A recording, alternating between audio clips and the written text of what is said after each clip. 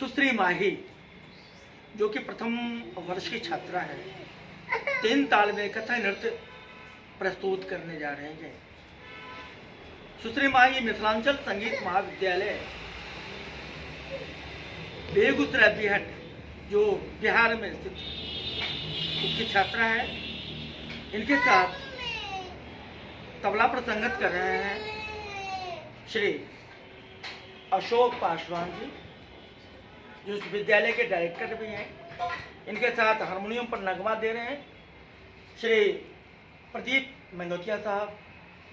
बांसुरी पर संगत कर रहे हैं हमारे सुधीर जी और नृत्य का बोल प्रारंभ कर रहे हैं नृत्य गुरु पंडित कृष्णमोहन नटराज। प्रस्तुत है 3 ताल में कथक नृत्य। तेरा 14 15 16 2 3 4